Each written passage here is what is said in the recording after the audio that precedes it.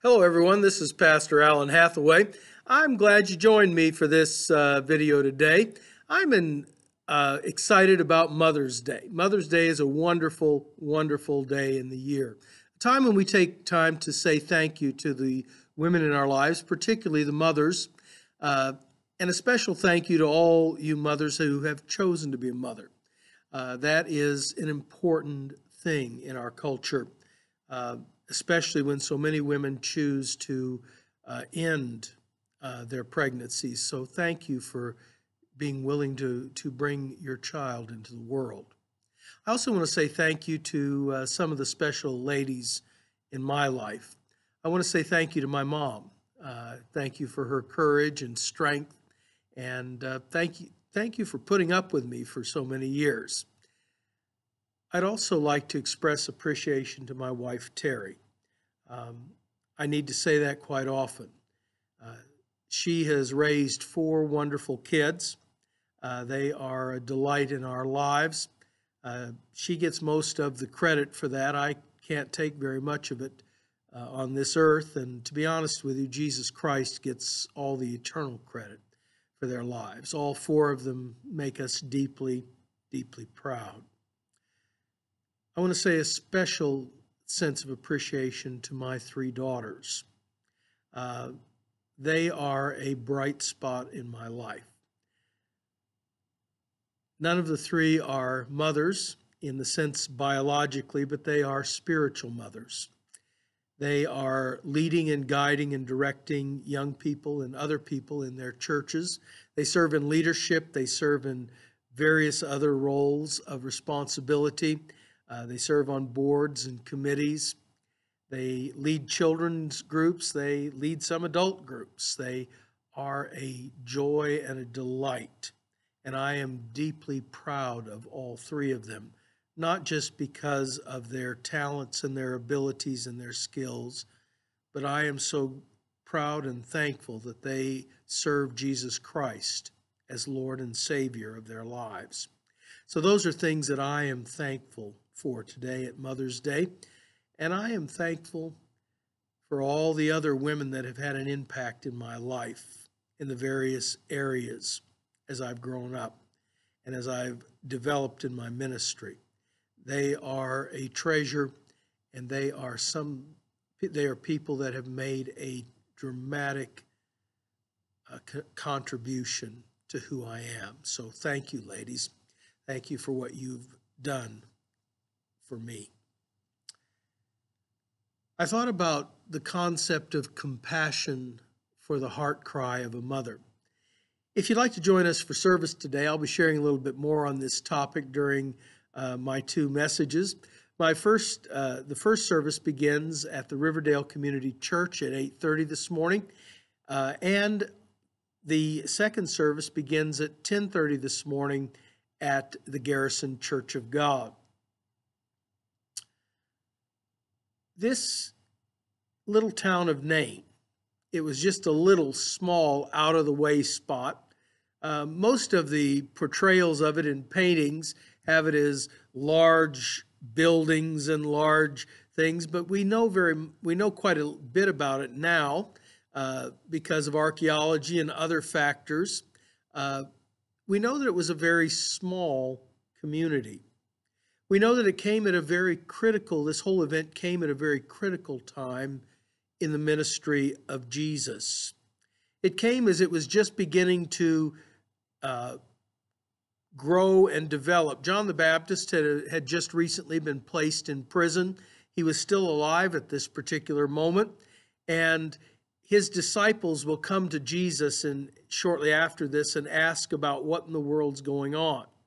But in the process of this, Jesus is building a huge following.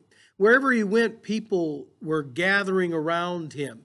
He had established his ministry base in Capernaum, and from there he was spreading out to different communities in the Galilee. And Nain was not a place you would normally think about going. It was just a small, tiny village, sort of a wide spot in the road, if you will.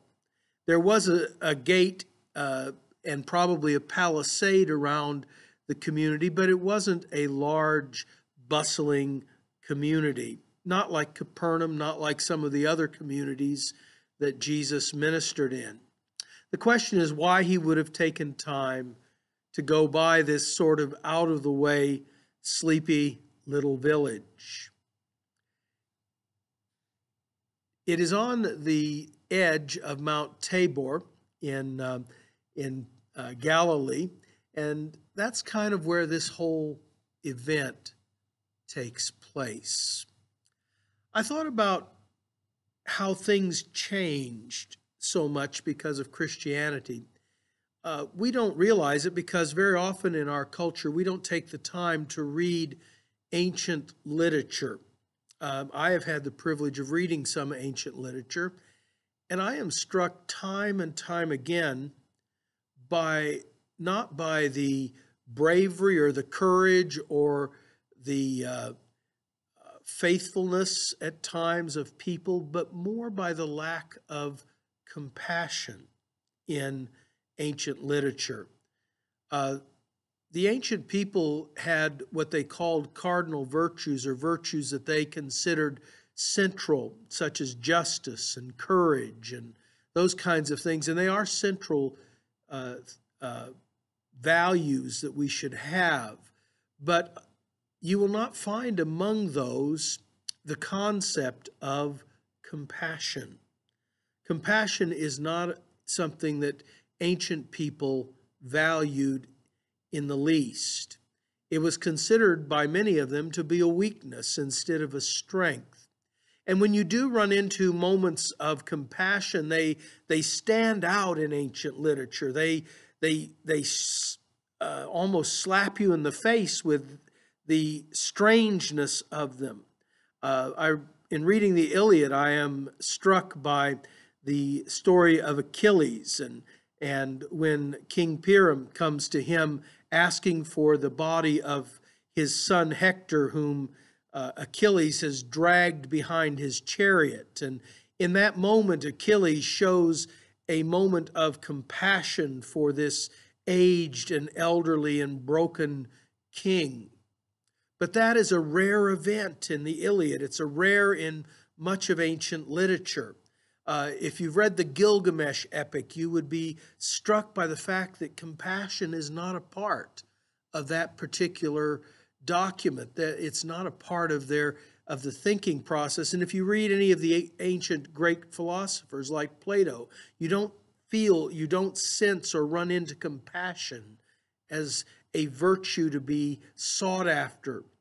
The Spartans certainly didn't believe in compassion. In fact, they considered that a cardinal weakness, if you will, in people. So what makes compassion something that drives us in our culture in this day? Well, to be honest with you, it's what has become kind of a bad word in our society, and that is Judeo-Christian culture. Judeo-Christian ideas is where compassion became a virtue. In fact, God identifies himself as a compassionate being. In fact, he is strong on that statement. I have compassion. The word that he uses in Exodus for compassion, especially when he speaks to Moses, is a word that developed from the Hebrew word for womb. And it literally meant the feeling from the womb, or the feeling from inside of a woman, that feeling that she has for the child she has given birth to. This concept of compassion would be echoed even stronger in Isaiah, where God speaks of his compassion in chapter 49 for the people of Israel and his love for them and his desire to gather them and hold on to them because they are his beloved children. So it is a compassion that comes from within God, and he identifies himself like a mother who cannot forget her children. But in Luke chapter 7, we run into the Greek word for compassion, and it is even more interesting because it comes from the guts. Feeling from your guts is what it literally means. So to talk about that feeling, it's a feeling that comes out of the inner person of you, from your gut level. And in a strange way, this word is only used in the Gospels for the compassion of Jesus. We don't find it in the rest of the New Testament except as a compound word later on in the book of James.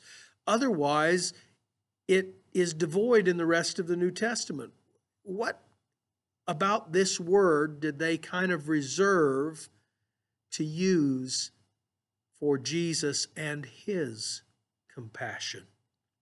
It describes that gut level compassion, and it very much corresponds to the concept of compassion in the Old Testament, that which comes from the inside of us outward. So this day, as you're thinking about that, I want you to think about how compassion has impacted us. Jesus was a man of gut level compassion for people. Very often our feelings for people are mixed up with our selfish motives and our selfish desires. But Jesus could honestly feel for people and the struggles and the needs they were going through. When he came to Nain, everybody else was interested in what he was going to say. But Jesus was more interested in a widow who was weeping over her only son who had just died. And Jesus took action. He heard the heart cry of that mother and had compassion on her. I thought about that in our own lives.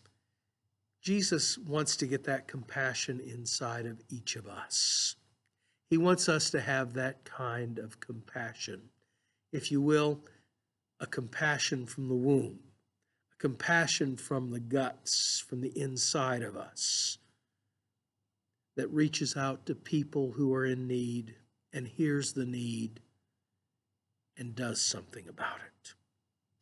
That's what is part of the gospel, compassion. And it has worked its way into Western society, and I am thankful for that, because I would not like to imagine a world without compassion. God bless you. You have a wonderful day. We'll see you in church.